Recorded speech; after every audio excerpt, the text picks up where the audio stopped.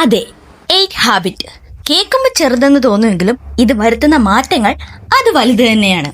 ഈ ഹാബിറ്റ് നിങ്ങളുടെ ലൈഫ് മാറ്റിമറിക്കുമെന്നുള്ളതിന് ഞാൻ ഗ്യാരണ്ടി. അപ്പോൾ number 1, wake up early and get some sunlight. നമ്മളിപ്പോൾ എണ്ണിക്കുന്നതിനേക്കാൾ അരമണിക്കൂർ മുൻപ് എണ്ണിക്കുക. ഫോണൊന്നും നേക്കാതെ നേരെ പുറത്തേക്ക് ഇറങ്ങുക, കുറച്ച് സൺലൈറ്റ് അടിക്കുക. സംഭവം എങ്ങനെ? സിമ്പിൾ അല്ലേ? അപ്പോൾ number 2, drink 3 liters of water. വെള്ളം കുടിച്ചാൽ ഉണ്ടാകുന്ന ഗുണഗണങ്ങളെ പറ്റി ഇനി ഞാൻ പ്രത്യേകിച്ച് പറയണോ? ഞാനിവിടെ എടുത്തിരിക്കുന്നത് ചിയാ സീഡും ഹണിയും മിക്സ് ചെയ്ത ഡ്രിങ്ക് ആണ്. ഇത് രാവിലെ മാത്രമേ കുടിക്കാറുള്ളൂ, ബാക്കി സമയത്ത് നോർമൽ വാട്ടറും. ഒരു മെഷർമെന്റ് ബോട്ടിലും കൂടി വാങ്ങി വെക്കുവാണെങ്കിൽ ഈ ടാസ്ക് കുറച്ചുകൂടി ഒന്ന് സിമ്പിൾ ആകും. അപ്പോൾ അതൊക്കെ അല്ലേ? അടുത്തത് നമ്പർ 3, സെൽഫ് ടൈം. ഇത് നിങ്ങൾക്ക് ഇഷ്ടമുള്ള എന്തുമാകാം. യോഗയോ മെഡിറ്റേഷനോ എക്സസൈസോ സൂംബ, അങ്ങനെ എന്തുമാകാം. നിങ്ങളുടെ ബോഡി ആക്റ്റീവായി വെക്കാനുള്ള ഒരു എളുപ്പമാർഗം. അപ്പോൾ number 4, make a to do list. ഇത് ഇതുവരെ ചെയ്തിട്ടില്ലാത്തവർ ജസ്റ്റ് ഒരു 1 വീക്കെങ്കിലും ഇതൊന്ന് ട്രൈ ചെയ്ത് നോക്ക്.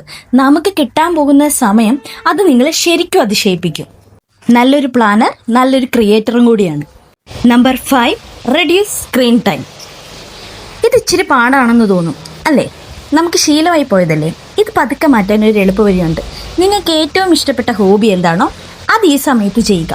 അത് നിങ്ങളെ പതുക്കെ നമ്മുടെ ഈ ലക്ഷ്യത്തിലേക്ക് എത്തിച്ചോളും. Number 6, organise household task. ഈ ഞായറാഴ്ച ദിവസം നിങ്ങൾ റെസ്റ്റ് എടുക്കുവാണോ അതോ വീട്ടിലെ പണിയൊക്കെ ചെയ്യുവാണോ? ശരിക്കും ഈ ഞായറാഴ്ച നമുക്ക് ഫ്രീ ആവാനുള്ള സമയമില്ലേ?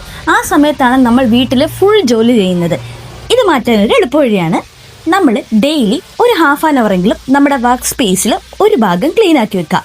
ഇത് നിങ്ങളെ വീക്കെൻഡിൽ കുറച്ചുകൂടി പണി എളുപ്പമാക്കാൻ സഹായിക്കും. അപ്പോൾ number 7, connect with your family.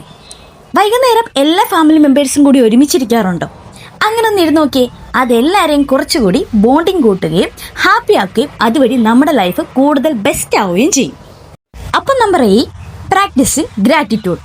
ഇത് ഞാൻ റീസെൻ്റ്ലി സ്റ്റാർട്ട് ചെയ്തതാണ്. നമുക്ക് എന്തുണ്ട് അതിനെക്കുറിച്ച് നന്ദിയോടെ ചിന്തിക്കുക. നമുക്ക് എന്തില്ല എന്നോർക്കാതെ നമുക്ക് എന്തുണ്ട് എന്നോർത്ത് നല്ലതായിരിക്കാൻ ശ്രമിക്കുക. ഇത് നമുക്ക് കൂടുതൽ പോസിറ്റിവിറ്റിയും ഉയർച്ചയും കൊണ്ടെത്തിക്കും.